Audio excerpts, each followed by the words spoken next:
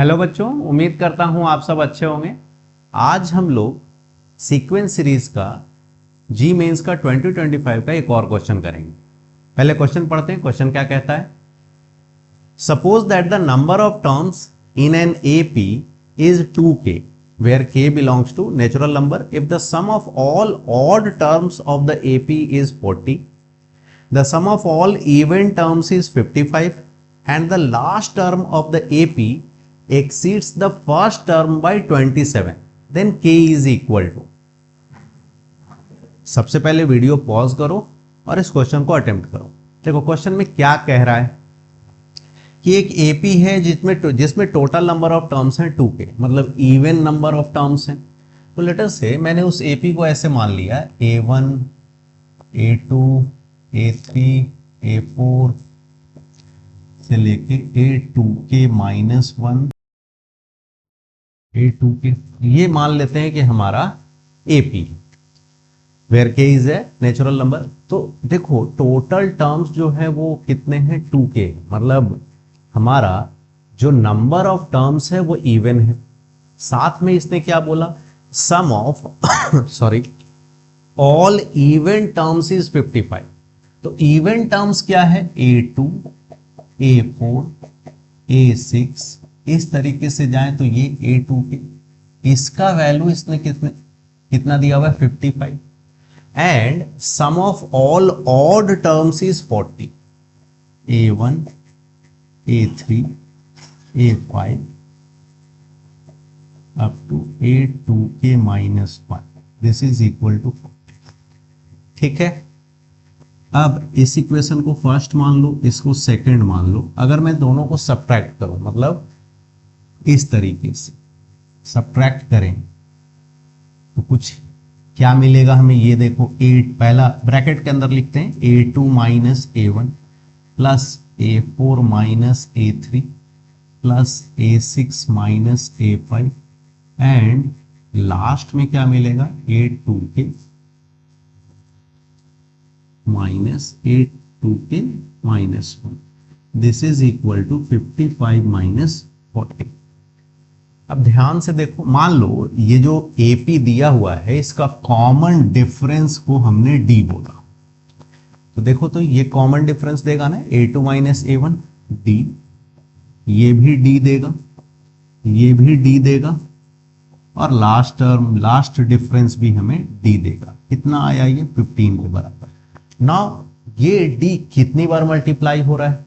तो अगर 2k terms हैं तो ये k है और ये k है, तो मतलब ब्रैकेट्स कितने हैं? k है, और हर ब्रैकेट से हमें D मिला है, मतलब D k टाइम्स मल्टीप्लाई हो रहा है। तो I can write dk is equal to 15, ये हमें मिल गया।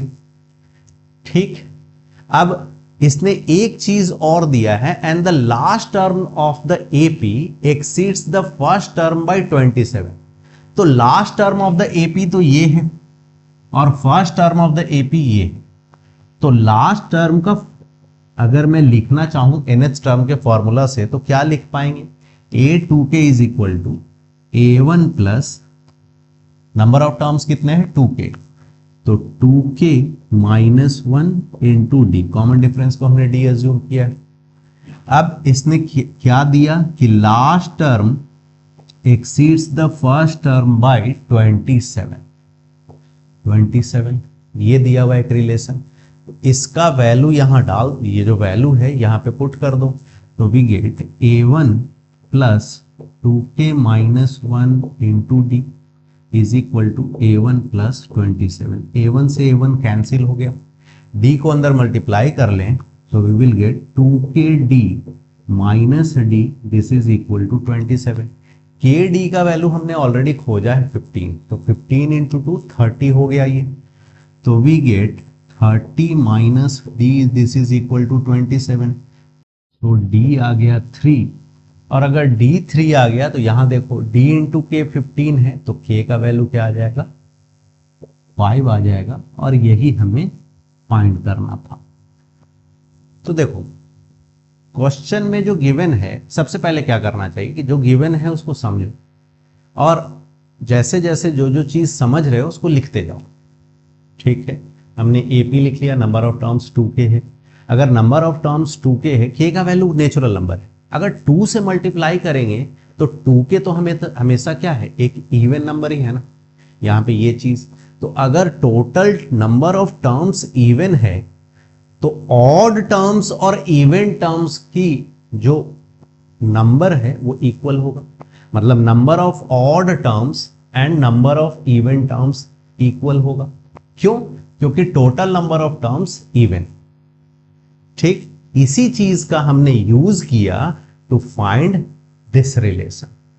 इस रिलेशन को फाइंड करने के लिए हमने उसी चीज का यूज किया कि number of terms, total number of terms even है, तो उसमें से अगर मैं ऑड पोजीशन वाले टर्म्स को हटाता हूं तो इवन पोजीशन पर जो टर्म बच गए उनकी संख्या और ऑड पोजीशन पर जो टर्म्स हैं उनकी संख्या इक्वल है। तभी तो जो ब्रैकेट्स हैं, जो सब्ट्रैक्ट करने के बाद हर जगह हमें क्या मिल रहा है, डी।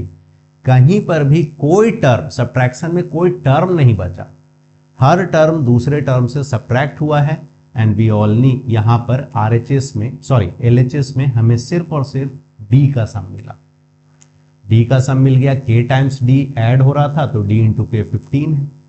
ठीक, फिर हमने जो क्वेश्चन में एक और रिलेशन गिवन था उसका यूज किया, AK is equal to A1 plus 27।